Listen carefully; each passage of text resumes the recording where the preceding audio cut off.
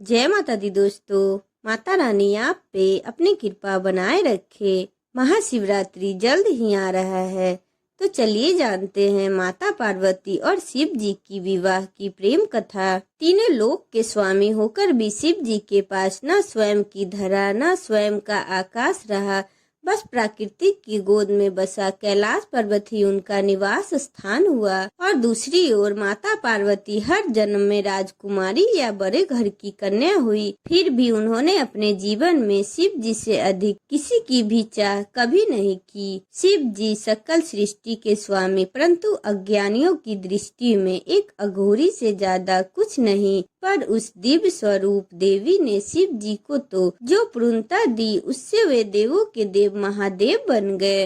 पुराणों में वर्णित है कि पार्वती जी ने शिव जी की अर्धांगिनी बनने के लिए 108 बार जन्म लिया। अंतिम 108वीं बार वे पार्वती जी बनी। पार्वती जी के स्वरूप से पहले उनका जन्म दक्ष प्रजापति की कन्या के रूप में हुआ था। तब उस जन्म में भी उन्होंने प्रेम से वशीभूत होकर शिव संग प्रेम विवाह किया था, परंतु उनके पिता प्रजापति की इच्छा रही थी कि सती विष्णु जी को वरण करे, ताकि वे सब प्रकार से वैभवों से युक्त व प्रसन्न रहे। सती रूप में शिव जी की भक्ति की और दृढ़ता से उन्होंने पति के रूप में पाया। इसी बात से दक्ष प्रजापति ने शिव जी की विरोधी बन गए और अपना सबसे बड़ा शत्रु अपने ही जमाता अर्थात शिव जी को मानने लगे। शिव जी को तुच्छ दर्शाने के लिए दक्ष ने एक महायज्ञ का आयोजन किया, जिसमें सभी देवी देवता, यक्ष, किन्नर, साधु, संत, ऋषि, मुनियों को बुलाया गया,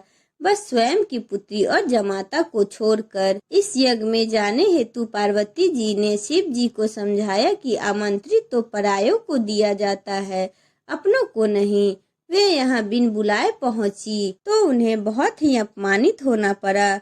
उन्हें शिव जी की बात न मानकर गलती हो गई, जाने का भान हुआ, और जब उन्होंने शिव जी के प्रति अपमानजनक शब्द सुने तो वे यज्ञ के अग्नि कुंड में कूद गई। शिव जी को जब पता चला तो उनके गणों ने यज्ञ भंग कर दिया। सती ने पुनः जन्म में पुनः शिव जी से मिलने का वचन देकर प्राण त्याग दिया। शिव जी माता सती का मृत शरीर लिए विक्षिप्त से घूमने लगे।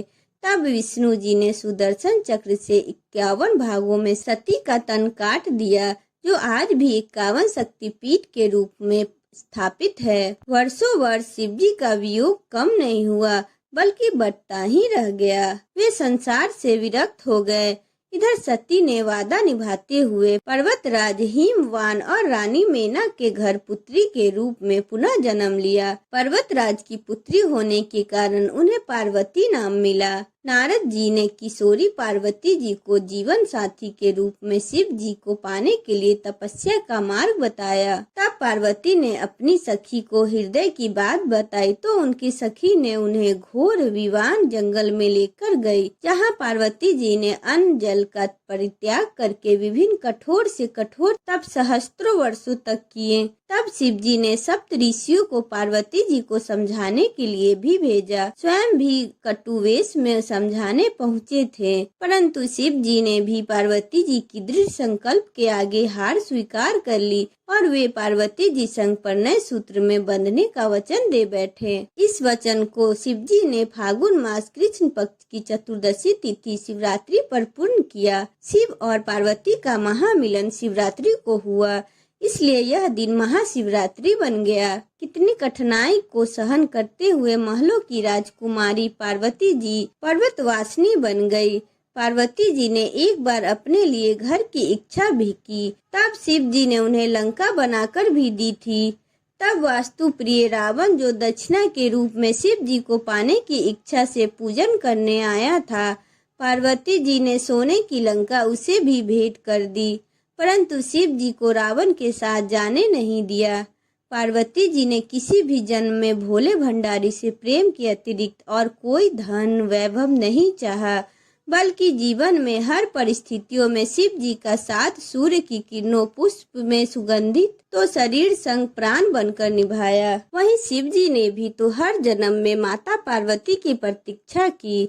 शिव जी जो गले में मुंडमाला पहनते हैं वो पार्वती के हर जन्म का ही तो प्रतीक है, जिसे वे हृदय से लगा के रखते हैं। वास्तव में पार्वती जी ने अनेक कठिनाइयां सही तो शिव जी ने भी अथाह वियोग सहा।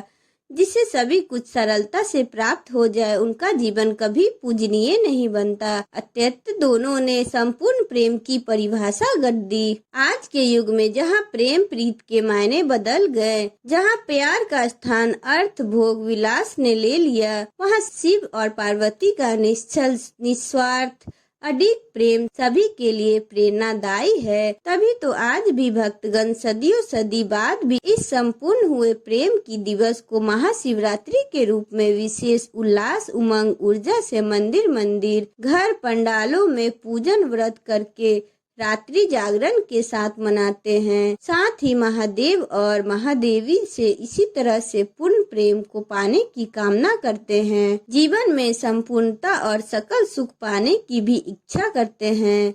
इस संपूर्ण सुगल जगत के माता पिता का आशीर्वाद सभी के जीवन पे सदा बनी रहे। बोलो शिव भगवान की जय, माँ पार्वती की जय। जैसे इन दोनों की प्रेम कथा बनी वैसे ही हम लोग पे भी अपना आशीर्वाद बनाए रखिएगा। अगर आपको मेरा वीडियो अच्छा लगे तो चैनल को लाइक एंड सब्सक्राइब करें एंड बेल आइकन को प्रेस करें।